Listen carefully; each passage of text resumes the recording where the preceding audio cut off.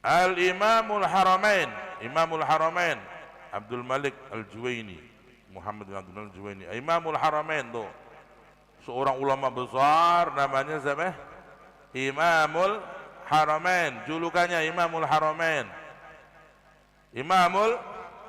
Kenapa dikatakan Imamul Haramain? Katanya beliau itu di Mekah Madinah nggak ada ulama yang bisa menandingi beliau. Di Mekah Madinah angkat topi semua. Wah, ini orang paling alim nih Imamul Haramain.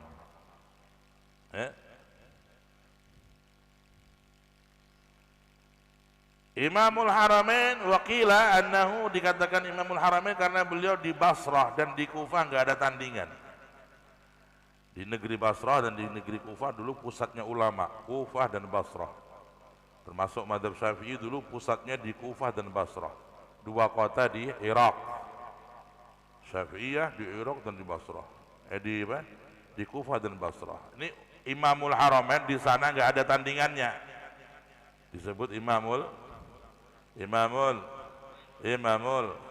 Haramain. Tuh Imamul Haramain punya murid-murid yang ribuan, yang banyak, tapi yang paling hebat 3. Dan dari 3 ini yang paling hebat murid beliau namanya Al-Imamul Ghazali. Waktu Imamul Haramain menjadi guru dan Imam Ghazali ketika belajar kepada Imamul Haramain melihat daripada kecerdasan dan kesemangatnya Imam Ghazali dan daripada kecerdasannya, karena Imamul Haramain yamdahul Ghazali. Imamul Haramain memuji Imam Ghazali. Kata Imamul Haramain, ini murid saya, ini Al-Ghazali, ini dia bahrun mughriq. Bahrun, ini seperti lautan yang menenggelamkan apa saja ini. Kalau kamu mau tenggelam, debatlah dengan Ghazali murid saya. Kamu tenggelam, mesti kalah kamu, keok. Ya, ada orang bisa selamat dari dahsyatnya ombak laut.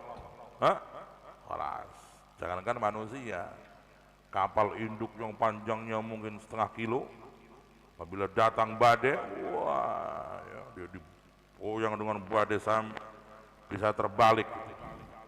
Dahsyatnya ombak lautan. Itu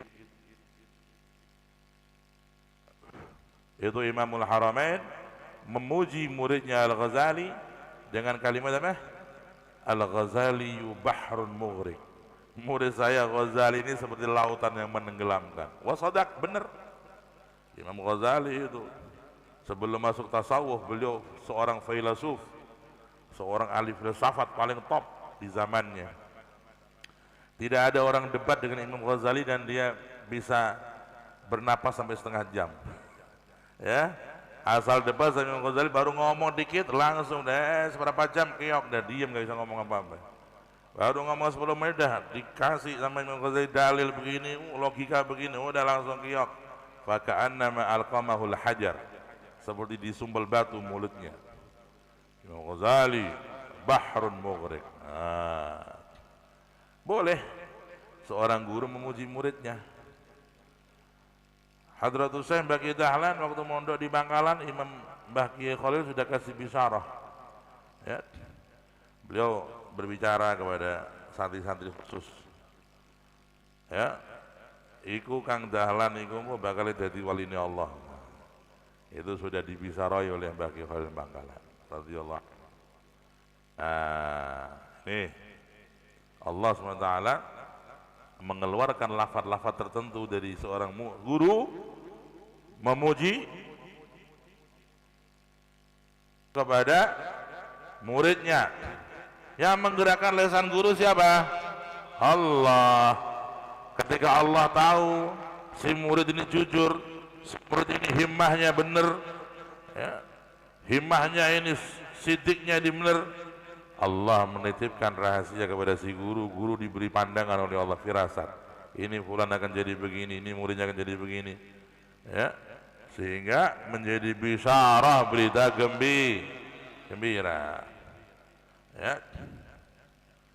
Tapi kalau si guru melihat dengan dipuji ini, malah dia jadi rusak, sombong, malah gak mau belajar. Wah, Anda udah cukup nih. Aku wis dipuji guruku aman gitu. Tidak pernah ngaji lagi, nggak pernah murojaah lagi ya. Ini tipikal kayak gini ini ya nggak perlu dipuji. Termasuk orang yang nggak tahan dipuji, nggak tahan dipuji. Maka guru lebih tahu kemaslahatan kita. Wis kita manut saja mana yang diarahkan oleh beliau, kita manut lillahi. Lanjut.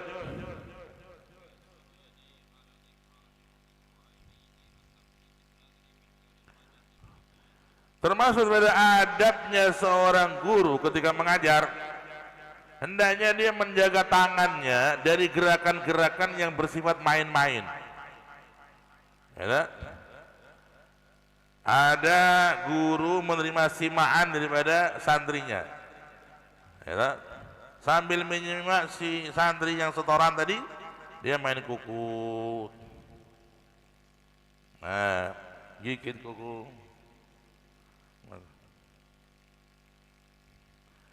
Itu enggak kurang sopan. Ketika dia menyimak setorannya si murid, hendaknya dia mendengarkan Al-Quran dengan khusyuk, dengan tadabbur, dan juga dengan seksama. Apa salahnya si santri ini? Apakah dari segi tajwidnya, atau dari segi makhraj hurufnya, atau mungkin dari segi mat tabi'i atau mat wajib mutasil atau dan sebagainya. Perhatikan, jangan main-main. Ya, ini adabnya guru, apalagi murid. Gurunya aja dianjurkan beradab ketika mendengarkan setoran murid atau ketika dia mengajar. Guru aja nggak boleh main-main tangan, apalagi mu. Maka jangan sampai kita ngaji main-main tangan. Ya, main-main tangan. Banyak santri kadang-kadang ya, biasanya sing guring-guring, biasanya guring-guring ngono.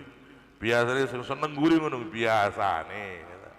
Ya, di belakang cemal-cemil dia tangan krok krok krok, oh, mas nggolek apa nih polmen, itu dibuka nyoret-nyoret, itu gambar King Kong, nyoret gambar monyet, macam-macam.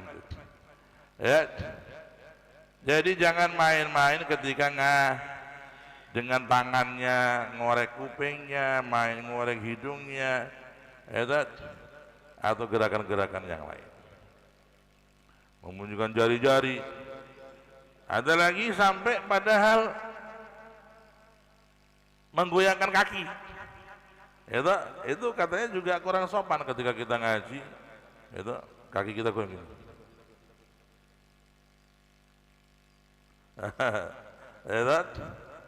Itu nggak sopan, nggak bagus, kita hindari. Begitu juga dari pandangan-pandangan yang jelalatan. Ketika seorang guru mendengar setoran Quran dari muridnya, pandangannya nunduk ini. Ya. Ada orang lewat, biarin aja. Mau sapi, gitu. Mau kerbau, mau perempuan cantik, mau presiden, udah biarin dah. Al-Quran lebih berhak untuk dimuliakan. Khalas. Itu namanya seorang pendidik, ya, yang mengetahui adabnya ilmu dan adabnya Al-Quran. Ya. Jangan kita dikit-dikit kita udah noleh sana sini, ya, padahal Quran sedang dibacakan, Al-Quran sedang dibacakan. Idza quriyal Qur'an fastami'u lahu wa ansitu la'allakum turhamun. Apabila dibacakan Quran, maka apa? Fastami'u, dengarkan. Maka dengarkan dan perhatikan, la'allakum turhamun, pasti kamu mendapat rahmatnya Allah Subhanahu wa ta'ala.